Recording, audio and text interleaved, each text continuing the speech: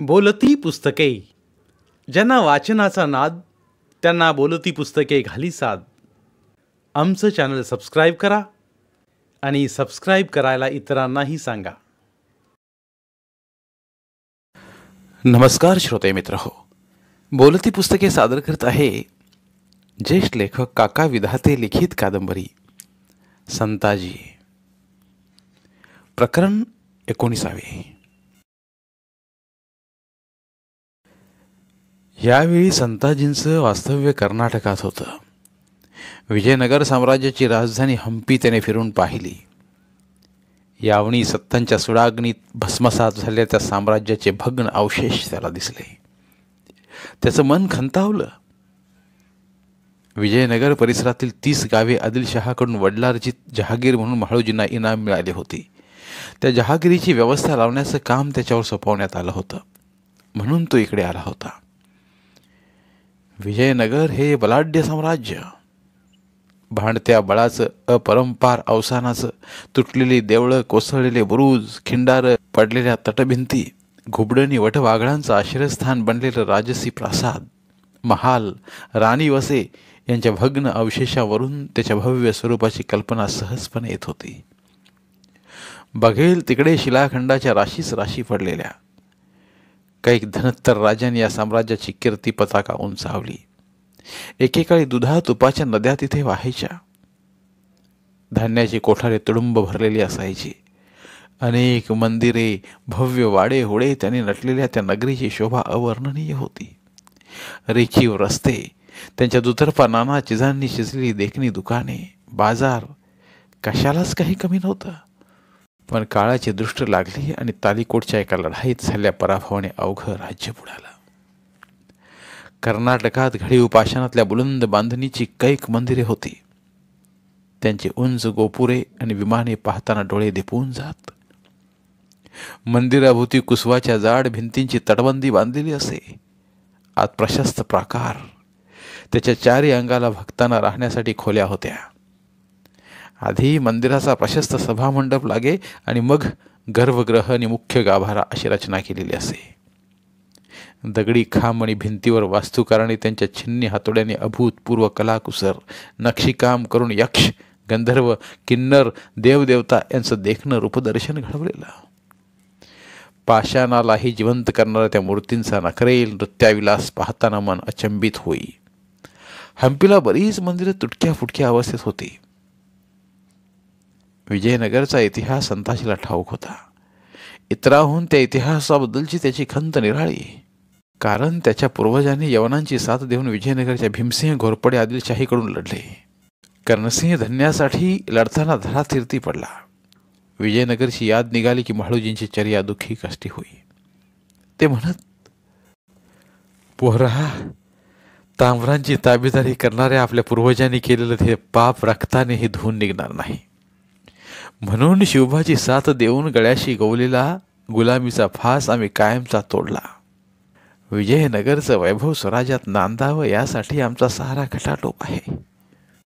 कर्नाटकात जहागिरीची व्यवस्था लावून झाली. संताजीला आता भाळवणीकडे यायचे वेध लागले. पण त्याच्या पुढे दुसरंच एक संकट येऊन उभं राहिलं. दिल्लीहून मोगलांचा सरदार मिर्झा राजा जयसिंह स्वराज्यावर चालून आल्याची बातमी होती. परिस्थिती धामधुमीची. कुटुंबांसह प्रवास करणं ही धोक्याचं. शिवाजी राजांचा दुस्वास करणारी मंडळी तर म्हणत होती, आता शिवाजी वाचत नाही. मुंडी खाली घालून शरण आला तर ठीक, नाहीतर राज्य आणि जीवही घालून बसेल. मध्ये काही दिवस गेले आणि दोघात तह झाल्याची बातमी आली. कुठल्याही शत्रूपुढे राजाने आजवर शरणागती कधी पत्करलेली नव्हती. पण जयसिंहापुढे त्यांचा इलाज खुंटला. तहात आपलं अर्ध्याहून अधिक राज्यानी किल्ले त्यांनी गमावले. राजांना रंजीस आणून जयसिंह आता आदिलशाहीवर चालून येत होता. कर्नाटकात थांबणं त्यामुळेच धोक्याचं झालं होतं. मिर्झाचे राजपूत आणि दिलेरखानाचे रानटी पठाण नंग्या तलवारी घेऊन कधी तुटून पडतील त्याचा नेम नव्हता.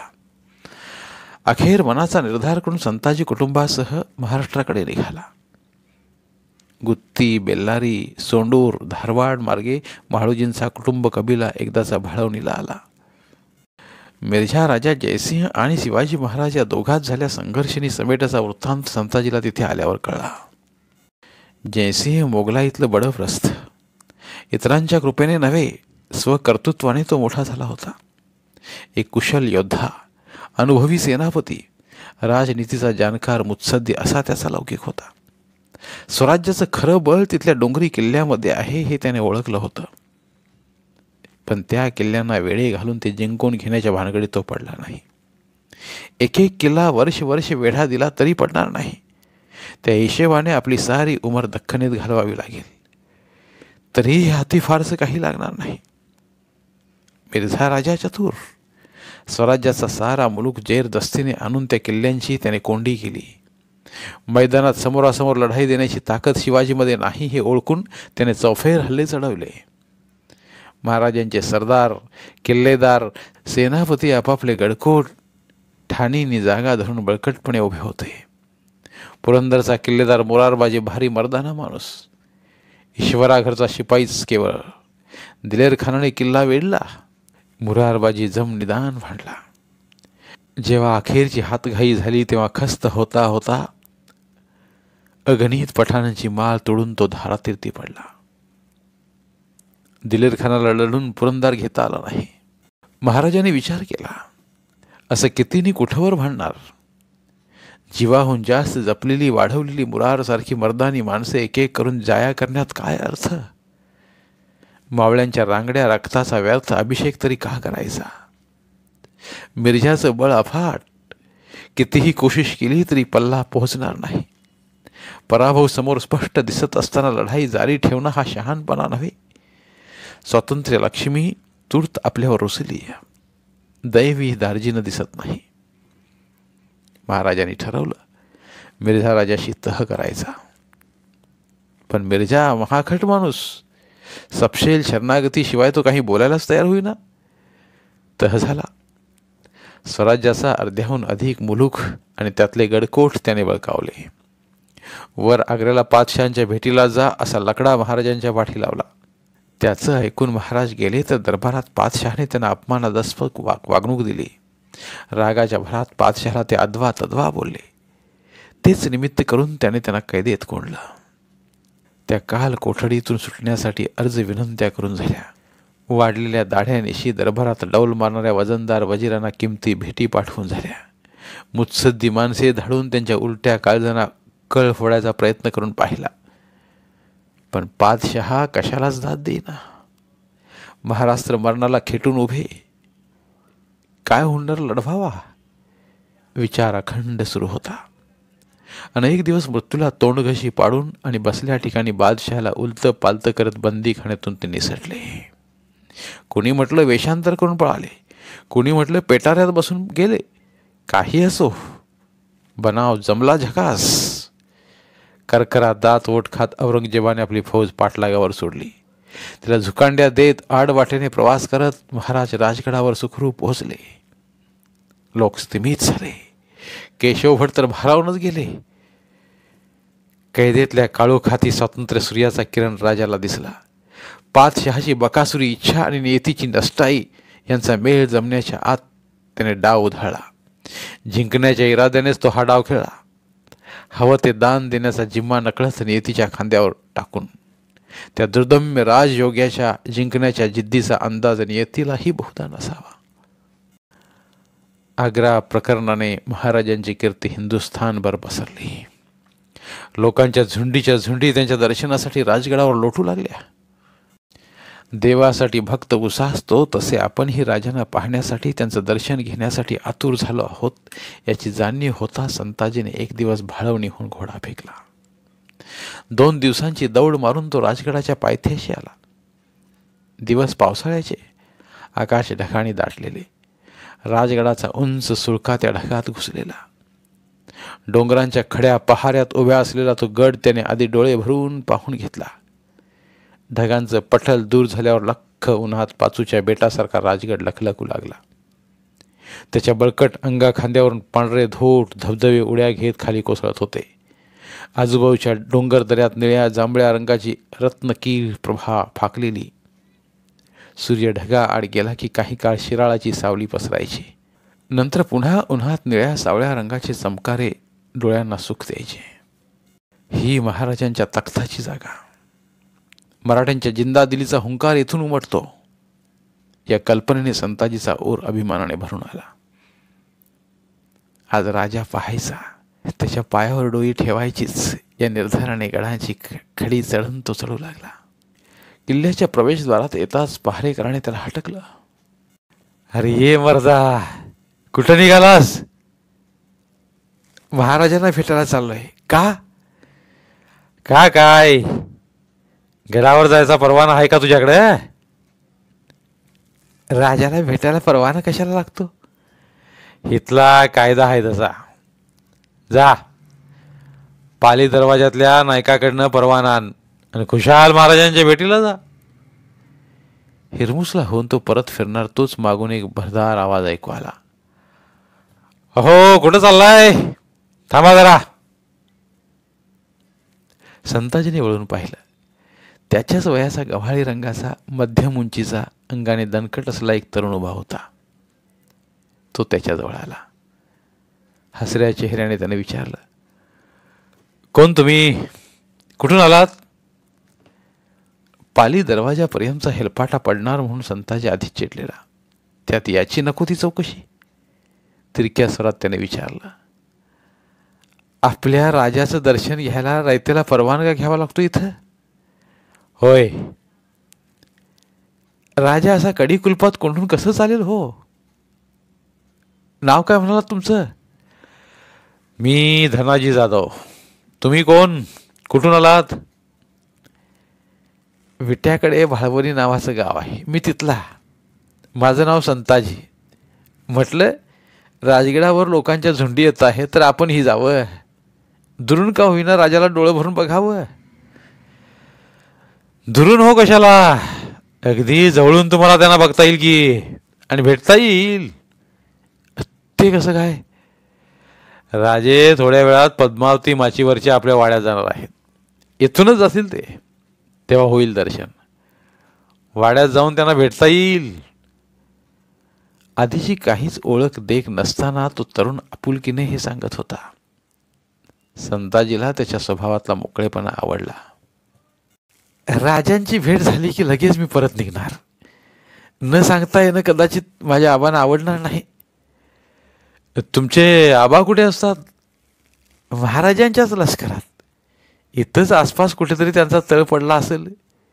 त्यांचं नाव म्हाळोजी घोरपडे. ते ऐकून त्या तरुणाच्या भुया उंचावल्या. म्हणजे तुम्ही म्हाळोजी बाबा घोरपड्यांचे चिरंजीव? तुमची त्यांची ओळख आहे?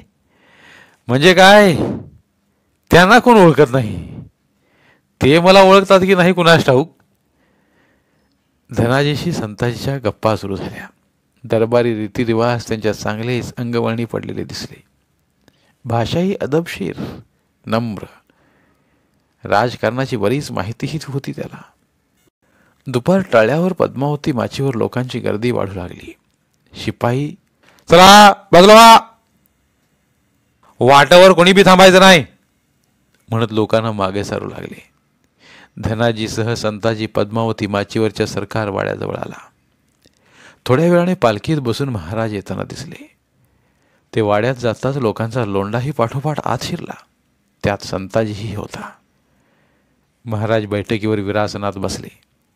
टाचा उंचावून श्रद्धेने कुतूहलाने तो त्यांना पाहण्याचा प्रयत्न करू लागला. बारीक राणा फुलांच्या नक्षीचा किरमिच्या रंगाचा अंगरखा त्याने घातलेला. डोक्यावर रत्नजडित पगडी होती. तिच्या मागच्या बाजूला टपोऱ्या पाणीदार मोत्यांचा तुरा लोंबत होता. त्यांचा चेहरा तेजस्वी, पाणीदार. गरुडाच्या चोचीसारखं नाक बाकदार होतं. रंग गोरा, डोळे काळे भोर, टपोरे. भव्य कपाळावर शिवगंध ठसठशीतपणे रेखलेला. व्यवस्थित कापलेली टोकदार दाढी आणि ओठावर मिशा. त्यांच्या मुखावर हास्य विलसत होतं. गर्दीसोबत तो त्यांच्या जवळ जाऊन पोहोचला. क्षणभरासाठी त्यांच्याशी त्याची नजरानजर झाली. त्याने हसून त्याच्याकडे पाहिलं. बस इतकंच. वाड्याबाहेर पडताना मात्र देवदर्शन झाल्याचं समाधान त्याला वाटत होतं. झाली भेट? तो बाहेर आल्यावर धनाजीने विचारलं. होय, बरं वाटलं. मराठ्यांचा राजा बघायची आस एकदाची पूर्ण झाली. तुमच्यामुळे जमून आलं बरं का सारं.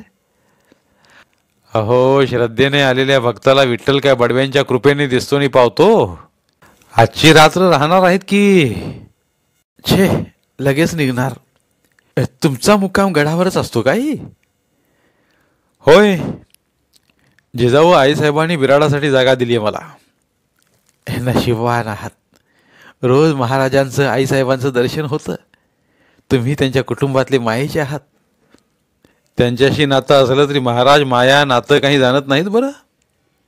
धनाजी हसून म्हणाला. संध्याकाळी संताजीने प्रेमाने त्याचा निरोप घेतला. धन्यवाद. उर्वरित कादंबरी पुढील भागात.